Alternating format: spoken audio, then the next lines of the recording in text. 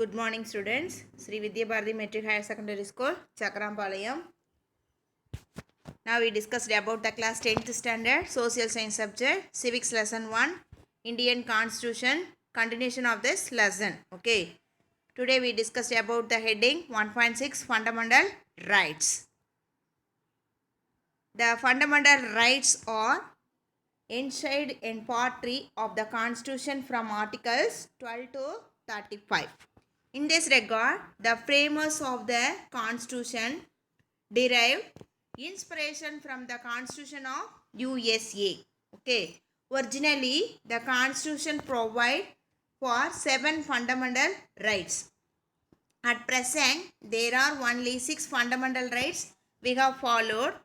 Part 3 of the Constitution is rightly described as the Magna Carta of India.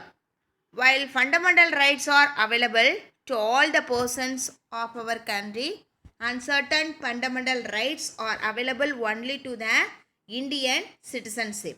Okay. Tamil meaning of this paragraph, இந்திய அரசியல் அமைப்பு சட்டம் அப்படிங்கிறது சட்ட பகுதி 3 சரிங்களா. அந்த 3 அப்படிங்கிறதுல 12லேருந்து 35 வரலும் இருக்கக்கூடிய அந்த சட்ட பிரிவுகள் அப்படிங்கிறத வந்து அடிப்படை உரிமைகளை பற்றி கூறுதுன்னு சொல்லலாம். இந்த அரசியல் அமைப்பு அப்படிங்கிறது உருவாக்கியவங்க இந்த அடிப்படை உரிமைகளை எங்கேருந்து எடுத்திருக்காங்க அப்படின்னு பார்த்தீங்கன்னா, அமெரிக்க ஐக்கிய நாடுகளுடைய அரசியல் அமைப்பில் இருக்கக்கூடிய அடிப்படை உரிமைகளுடைய தாக்கத்தால் உருவாக்குனாங்க அப்படின்னு சொல்லி நாம் சொல்ல முடியும். சரியா. இந்திய அரசியல் அமைப்பு அப்படிங்கிறது 7 வகையான அடிப்படை உரிமைகளை வந்து வழங்குது. ஆனால் தற்பொழுது வந்து நாம் எவ்வளோதான் ஃபாலோ பண்ணோன்னா 6 வகையான அடிப்படை உரிமைகளை மட்டும்தான் நாம் ஃபாலோ பண்ணுறோம். இந்த இந்திய அரசியலமைப்பில் இருக்கக்கூடிய பகுதி 3 அதை வந்து நம்ம என்னன்னு சொல்கிறோன்னா இந்தியாவின் மகா சாசனம் அப்படின்னு சொல்லி நாம் அழைக்கிறோம். சரியா. அடுத்தது இந்த ஃபண்டமெண்டல் ரைட்ஸ், அதாவது இந்தியாவில் வசிக்கக்கூடிய மக்கள் அனைவருக்கும் இருக்கக்கூடிய அந்த அடிப்படை உரிமைகள் மற்றும் அடிப்படை கடமைகள் இது வந்து வழங்குது அப்படின்னு சொல்லி நாம் சொல்லலாம். ஓகேவா. The next heading rights to constitutional remedies of article 32. A writ is an order or command issued by a court in writing under its seal. It is in the nature of a command or prohibition from performing certain acts that are specified in the order of the court, the order issued by the court. Both the Supreme Court and the High Court are empowered to issue 5 kinds of writs. That is why the Supreme Court is called the guardian of the constitutions. According to Dr. Ambedkar, Article 32 is the heart and soul of the constitutions. The first writ is habeas corpus, safeguard people from illegal arrest. Second one, mandamus, it protects the petitioner who requires legal help to get his work done by respective public authorities. Next one, prohibition, it prohibits a subordinate court from acting beyond its jurisdictions. Certiorari, it quashes an order issued by a subordinate court by overstepping its jurisdiction. Quo warranto, it prevents usurpation of public office through illegal manner. Okay. Tamil meaning of this paragraph, அரசியலமைப்புக்கு உட்பட்டு தீர்வு காணக்கூடிய உரிமை அப்படின்னு சொல்லுவோம். இது வந்து பார்த்திங்கன்னா சட்டப்பிரிவு 32 வந்து இதை பற்றி சொல்லுது. நீதிமன்ற முத்திரையுடன் நீதிமன்றத்தால் வெளியிடப்படக்கூடிய ஒரு கட்டளை அல்லது ஒரு ஆணை அப்படிங்கிறது தான் நீதி பேராணை அப்படின்னு சொல்லுவோம். ரிட் அப்படின்னா நீதி பேராணை அப்படின்னு அர்த்தம். இது வந்து சில சட்டங்கள் நிறைவேறாமல் தடை செய்கிறதுக்கு நீதிமன்றத்தால் வந்து வெளியிடப்படக்கூடிய ஒரு ஆணை அப்படின்னு சொல்லுவோம். சரியா. உச்ச நீதிமன்றம் அப்போ இருக்கலாம் அல்லது உயர் நீதிமன்றம், இது 2 வகையான நீதிமன்றங்களும் 5 வகையான நீதி பேராணைகளை வெளியிடுறதுக்கு வந்து உரிமை அப்படிங்கிறது உண்டு. சரியா. இது போன்ற அந்த பேராணைகளை வெளியிட்டு மக்களின் உரிமைகளை வந்து பாதுகாக்கிறனால உச்ச நீதிமன்றத்தை நம்ம என்னன்னு சொல்லலாம்னா அரசியல் அமைப்பின் பாதுகாவலன் அப்படின்னு சொல்லி அழைக்கலாம் அப்படின்னு சொல்லி சொல்கிறோம். சரியா? அது மட்டும் இல்லாமல் டாக்டர் அம்பேத்கர் அப்படிங்கிறவர் என்ன சொல்லியிருக்காருன்னா, ஆர்டிக்கல் 32 சட்டப்பிரிவு 32 அப்படிங்கிறத இந்திய அரசியல் அமைப்பின் இதயம் மற்றும் ஆன்மா அப்படின்னு சொல்லி சொல்கிறாங்க. சரியா? அப்போ என்னென்ன நீதி பேராணை இருக்குது அப்படின்னு பார்த்தீங்கன்னா, ஃபஸ்ட் எடுத்தோடனையும் ஆள்கொணர்வு நீதி பேராணை. சரியா? சட்டத்துக்கு புறம்பா ஒருத்தர் கைது செஞ்சோம் அப்படின்னா அதிலிருந்து பாதுகாக்கிறதுக்கு இது வழங்கப்படும். அடுத்தது வந்து பார்த்திங்கன்னா கட்டளை உறுத்தும் நீதி பேராணைன்னு சொல்லுவோம். மனுதாரர் வந்து பார்த்திங்கன்னா சட்ட உதவியோட தனது மனு தொடர்பான பணியினை சம்பந்தப்பட்ட துறையில் வந்து நிறைவேற்றி கொள்ள முடியும். அடுத்தது வந்து தடையுறுத்தும் நீதி பேராணைன்னு சொல்லுவோம். ஒரு கீழ் நீதிமன்றம் தனது சட்ட எல்லையை தாண்டி செயல்படுறத தடுக்கக்கூடியது. அடுத்தது செரட்டரி அப்படிமோ, அது வந்து பார்த்திங்கன்னா ஆவண கேட்பு பேராணைன்னு சொல்லுவோம். உயர் நீதிமன்றம் வந்து பார்த்திங்கன்னா ஆவணங்களை நியாயமான பரிசீலனைக்கு தனக்கோ அல்லது உரிய அதிகாரிக்கோ அனுப்புறதுக்காக இடக்கூடிய ஒரு ஆணை அப்படின்னு சொல்லுவோம். அடுத்தது வந்து பார்த்திங்கன்னா தகுதி முறை வினவும் நீதி பேராணை அப்படின்னு சொல்லுவோம். இது வந்து பார்த்திங்கன்னா இந்த பேராணை சட்டத்துக்கு புறம்பாக தகாத முறையில் அரசு அலுவலகத்தை கைப்பற்றுவதை தடை செய்யுது அப்படின்னு சொல்லி நாம் சொல்லலாம். ஓகேவா? Next we go to the next heading, suspension of fundamental rights. Okay, when the president makes a proclamation of emergency under the articles 352, the freedoms guaranteed under article 19 are automatically suspended. The president can suspend other fundamental rights through specific orders. Okay, the orders must be approved by the parliament. Tamil meaning of this paragraph, அடிப்படை உரிமைகளை வந்து நிறுத்தி வைக்கிறது. Suspension அப்படின்னா நிறுத்தி வைக்கிறது. இந்திய அரசியலமைப்பு சட்டப்பிரிவு 352 கீழே குடியரசுத் தலைவர் வந்து ஒரு எமர்ஜென்சி, அதாவது அவசர நிலையை வந்து அறிவிக்கும் போது இந்திய அரசியலமைப்பு சட்டப்பிரிவு 19 கீழே வந்து உத்தரவாதம் அளிக்கப்பட்டு சுதந்திரமாக தாமாகவே அதை என்ன பண்ணிடுவாங்கன்னா நிறுத்தப்படும். மற்ற அடிப்படை உரிமைகளையும் குடியரசுத் தலைவர் வந்து சில குறிப்பிட்ட ஆணைகளை பிறப்பிக்கிறதன் மூலமாக தடை அப்படிங்கிறது செய்யலாம். குடியரசுத் தலைவரோட இந்த ஆணை வந்து பார்த்திங்கன்னா நாடாளுமன்றத்தால் கட்டாயமாக வந்து அங்கீகரிக்கப்பட்டதுக்கு அப்புறம் தான் அவர் என்ன பண்ண முடியும்னா இருக்கக்கூடிய அடிப்படை உரிமைகளை நிறுத்தி வைக்க முடியும். அதுக்கு முன்னாடி அவரால் நிறுத்தி வைக்க முடியாது. ஓகேவா? Next heading, difference between fundamental rights and directive principles of state policy. Okay, the difference fundamental rights அப்படின்னா அடிப்படை உரிமைகள், அடுத்தது directive principles of state policies. The fundamental rights it was derived or the directive principles of state policy அப்படின்னா வந்து பார்த்திங்கன்னா அரசு நெறிமுறை உறுத்தும் கோட்பாடுகள்னு சொல்லுவாங்க. ஃபஸ்ட்டு வந்து நம்ம ஃபண்டமெண்டல் ரைட்ஸ் அப்படிங்கிறத பார்ப்போம். It was derived from the constitution of the USA. இது வந்து அமெரிக்க ஐக்கிய நாடுகள்லேருந்து பெறப்பட்டது. Directive principles of state policy it was drawn on the model of the constitution of Ireland. இது வந்து அயர்லாந்து நாட்டுடைய அரசியலமைப்பிலிருந்து பெறப்பட்டதுன்னு சொல்லலாம்.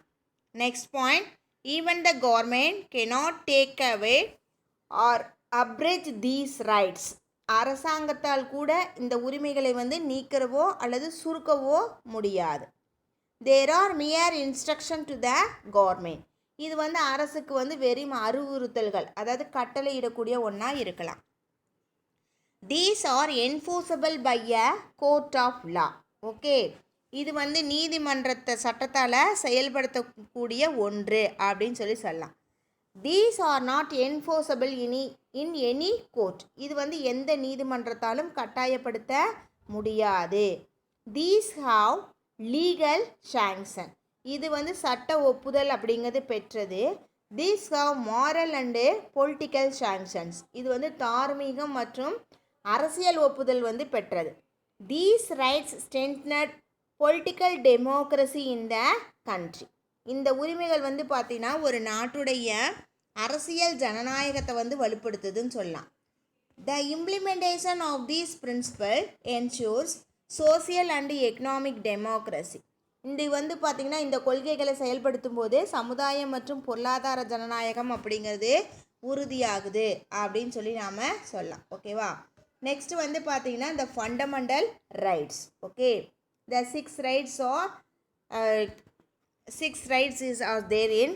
First one is right to equality. Okay, சமத்துவ உரிமை அப்படின்னு சொல்லுவோம். ஆர்டிகல் 14 ஈக்குவாலிட்டி பிஃபோர் லா, அதாவது பிரிவு 14 படி சட்டத்தின் முன் அனைவரும் சமம். Article 15 prohibition of discrimination on grounds of religion, race, caste, sex or place of birth. பிரிவு 15 படி மதம், இனம், ஜாதி, பாலினம், பிறப்பிடம் இது எல்லாமே வந்து பார்த்திங்கன்னா அடிப்படையில் வந்து பிரிப்போம் இல்லையா, அதை பாகுபடுத்துவாங்க இல்லையா, அது எல்லாமே வந்து தடை செய்யுது அப்படின்னு சொல்லலாம். Next article 16 equality of opportunity in matters of the public employment. பிரிவு 16 வந்து பார்த்திங்கன்னா பொது வேலைவாய்ப்பில் அனைத்து மக்களுக்கும் சம வாய்ப்பு அளித்தல் அப்படின்னு சொல்லலாம். Article 17 abolition of untouchability. பிரிவு 17 தீண்டாமையை ஒழித்தல். Article 18 abolition of titles except military and academic. பிரிவு 18 இராணுவம் மற்றும் கல்விசார் பட்டங்களை தவிர மற்ற பட்டங்களை வந்து நீக்குதல் அப்படின்னு சொல்லுவோம். ஓகேவா? The second right is right to freedom, the சுதந்திரமான உரிமைகள் அப்படின்னு சொல்லுவோம். Article 19 freedom of speech and expression, assembly, association, movement, residence and professions.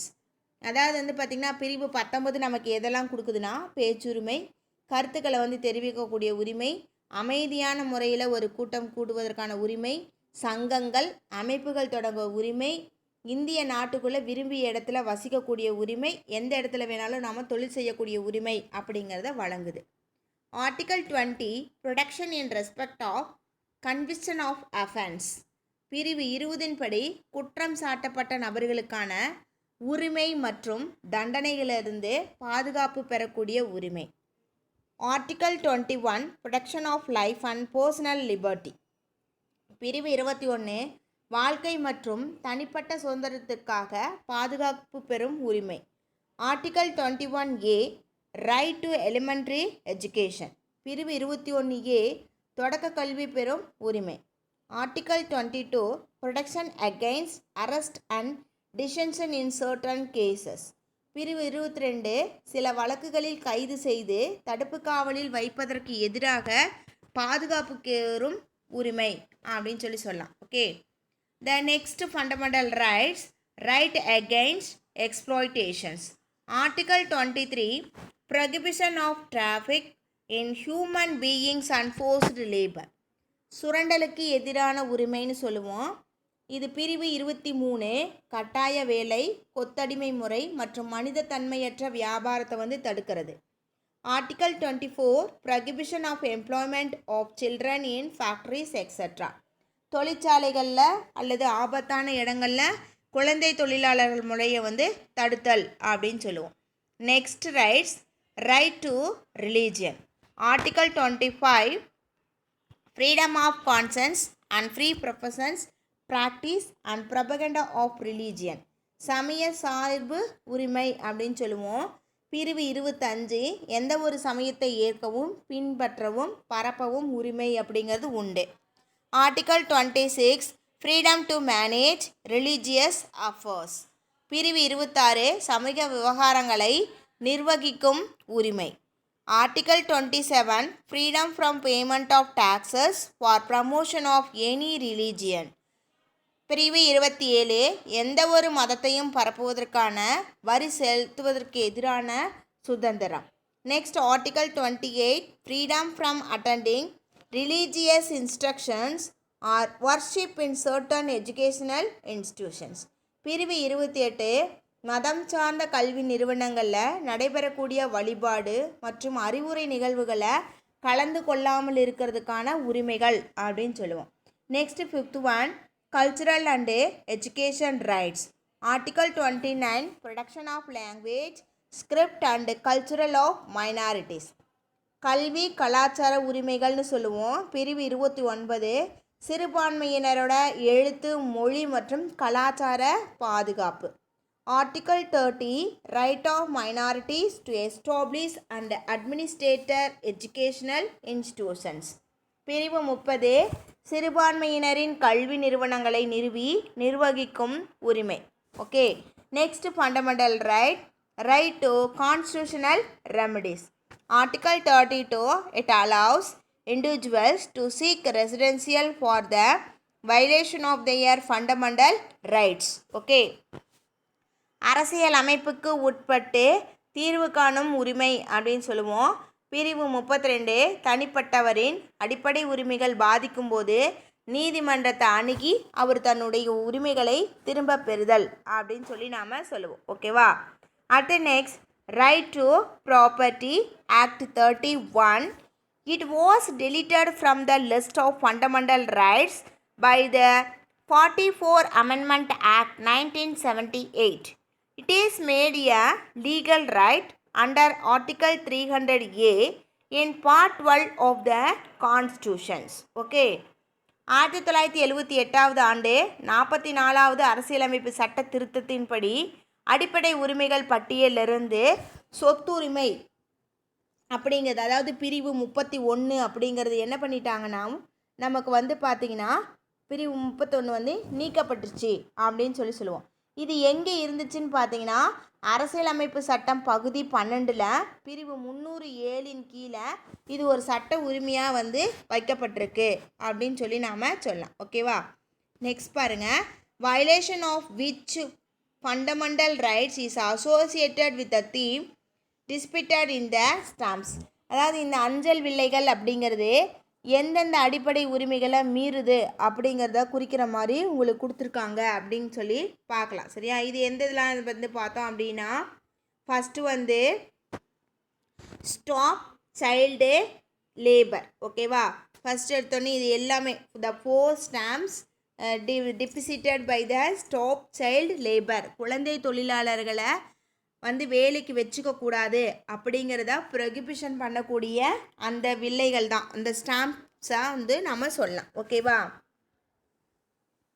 Next 1.7 directive principles of state policy. Okay, the directive principles of state policy are enumerated in Part 4 of the Constitution from Articles 36 to 51.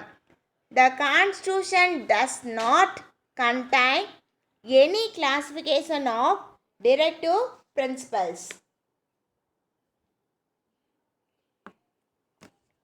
However, on the basis of their content and directions, they can be classified into 3 broad categories. What are they?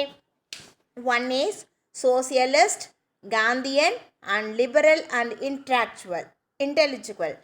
These principles are not enforceable by the court.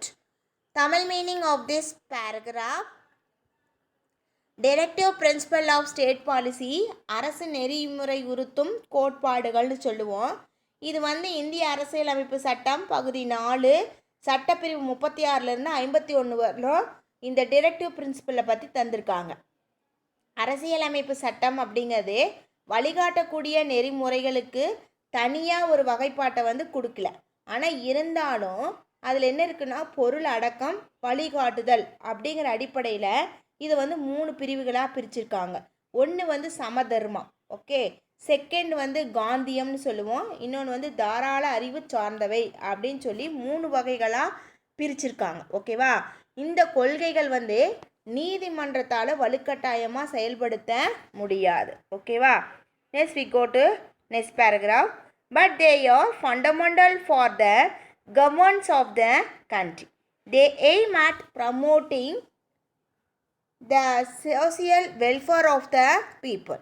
Dr. B.R. Ambedkar described these principles as novel features of the Indian constitutions. Okay. ஆனால் இவை ஒரு நாட்டை நிர்வகிக்க ரொம்ப முக்கியமானது ஒன்று அவசியம் அப்படின்னு சொல்லுவோம். சமுதாய நலனை மக்களுக்கு தர்றது தான் இதனுடைய முக்கியமான நோக்கம் அப்படின்னு சொல்லலாம். ஆனால் டாக்டர் அம்பேத்கர் அப்படிங்கிறவர் இதை என்ன சொல்லியிருக்காருன்னா, புதுமையான சிறப்பம்சம் அப்படின்னு சொல்லி இதை பற்றி சொல்லியிருக்காரு அப்படின்னு சொல்லுவோம். சரியா? Next, the 86 Amendment Act of 2002 changed the subject matter of Articles 45 and made elementary education a fundamental rights under Article 21A. Okay. The amendment directive requires the state to provide early childhood care and education for all the children until they complete the age of 6 years. Okay. அதாவது 2002 மேற்கொள்ளப்பட்ட 86வது சட்ட திருத்தத்தின்படி சட்டப்பிரிவு 45 என்ன பண்ணியிருக்காங்கன்னா திருத்தம் செஞ்சுருக்காங்க. சரியா? Change பண்ணியிருக்காங்க. அதில் என்ன பண்ணியிருக்காங்கன்னா பிரிவு 21A அப்படிங்கிற ஒரு புதுசாக கொண்டு வந்து அதுக்கு கீழே தொடக்க கல்வி மற்றும் அடிப்படை உரிமைகள் அப்படிங்கிறத சேர்த்துருக்காங்க. ஓகேவா?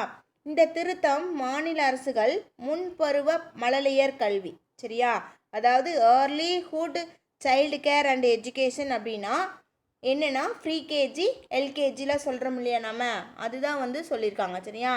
6 வயது வரையில இருக்கக்கூடிய குழந்தைங்களுக்கு வழங்குறதுக்கு அறிவுறுத்தியிருக்காங்க அப்படின்னு சொல்லி நாம் சொல்லலாம். ஓகேவா?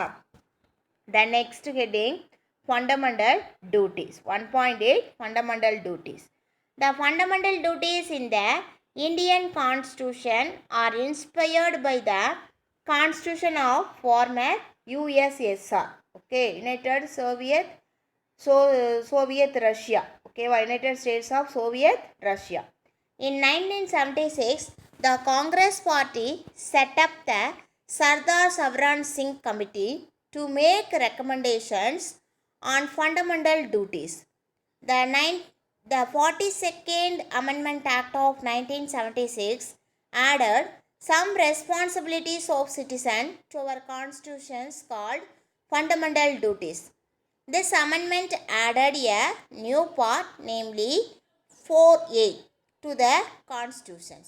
This new part consists of only one article, that is Article 51A, which for the first time specified a code of 10 fundamental duties of citizen, of our Indian citizen. Okay.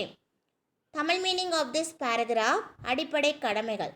இந்திய அரசியலமைப்பு அப்படிங்கிறது அடிப்படை கடமைகள் அப்படிங்கிறத சோவியத் யூனியன்லேருந்து அந்த அரசியலமைப்புடைய தாக்கத்திலேருந்து இங்கே வந்து உருவாக்கியிருக்காங்க அப்படின்னு சொல்லி நாம் சொல்லுவோம்.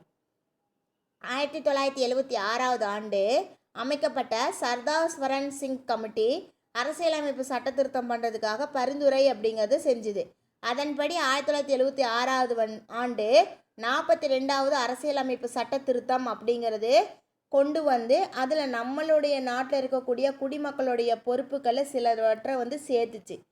இவ்வாறு அந்த சேர்த்த அந்த கடமைகளை தான் நாம் என்ன சொல்கிறோன்னா இந்திய குடிமகனுடைய அடிப்படை கடமைகள் அப்படின்னு சொல்லி நாம் சொல்கிறோம். சரியா? இந்த சட்ட திருத்தம் அரசியலமைப்பு பகுதி 4A, சரியா, அப்படின்னு ஒரு புதிய பகுதியை சேர்த்துச்சு. அந்த புதிய பகுதி வந்து 51A அப்படிங்கக்கூடிய ஒரே ஒரு பிரிவை மட்டும்தான் கொண்டிருக்குது. அந்த பிரிவில் வந்து பார்த்திங்கன்னா இந்த இந்திய குடிமகனுக்குன்னு சொல்லிட்டு 10 அடிப்படை கடமைகளை விளக்கம் வந்து நமக்கு என்ன பண்ணியிருக்காங்கன்னா விரிவாக வந்து சொல்லியிருக்காங்க. சரியா?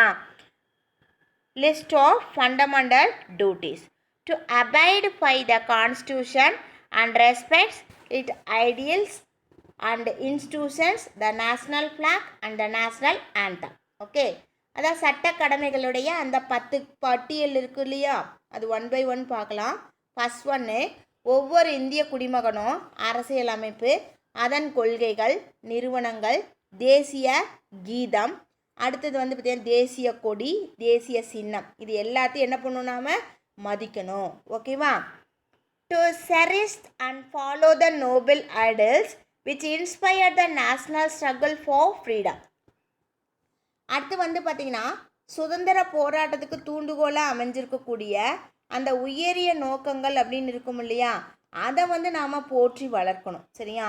Third one, to uphold and protect the sovereignty, unity and integrity of India.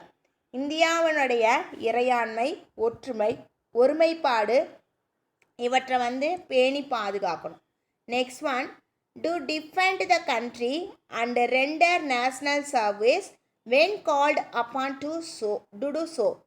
Okay, தேசிய பாதுகாப்புக்கு தேவைப்படும் போது நாம் தேசிய பணியாற்றுறதுக்கு தயாராக இருக்கணும். To promote harmony and the spirit of common brotherhood among all the people of India, transcending religious, linguistic and regional or sectional diversities, to renounce practices derogatory to the dignity of the woman. Okay, அதாவது சமய, மொழி மற்றும் பிராந்தியம் அல்லது பகுதி சார்ந்த வேறுபாடுகளை மறந்து பெண்கள் வந்து தரக்குறைவாக நடக்கக்கூடிய பழக்கத்தை நிராகரித்து பெண்களை கண்ணியத்தோட காக்கக்கூடிய எண்ணத்தை நம்மளோட மனசில் வந்து மேம்படுத்திக்கணும். அது மட்டும் இல்லாமல் இந்திய மக்கள் அனைவருக்கிட்ட இடையும் சகோதரத்துவ அந்த உணர்வை வந்து வளர்த்துக்கணும் அப்படின்னு சொல்லி சொல்கிறாங்க. Okay, next point, to value and preserve the rich heritage of our composite culture. நமது உயர்ந்த பாரம்பரிய கலப்பு கலாச்சாரத்தை மதித்து பாதுகாக்கணும். To protect and improve the natural environment including forest, lake, rivers and wildlife, and to have compassion for living creature. காடுகள், ஏரிகள், ஆறுகள், வனவிலங்குகள் மற்றும் உயிரினங்கள் இதையெல்லாம் அடங்கின அந்த இயற்கை சுற்றுச்சூழலை நம்ம பாதுகாத்து அவற்றை மேம்படுத்தி இந்த விலங்குகள்லாம் வாழ்கிறதுக்கு உண்டான சூழலை வந்து நாம் ஏற்படுத்தி கொடுக்கணும். Okay, next point, to develop scientific tempos, humanism and the spirit of inquiry and reform. அறிவியல் கோட்பாடு, மனித நேயம், ஆராய்ச்சி மனப்பான்மை மற்றும் சீர்திருத்தம் இதையெல்லாம் நாம் வளர்க்கணும். Next, to safeguard public property and to observe violence. வன்முறையை கைவிட்டு பொது சொத்துக்களை நம்ம வந்து பாதுகாக்கணும். To strive towards excellence in all spheres of individual and collective activity so that the nation constantly rises to higher level of endeavor and achievement.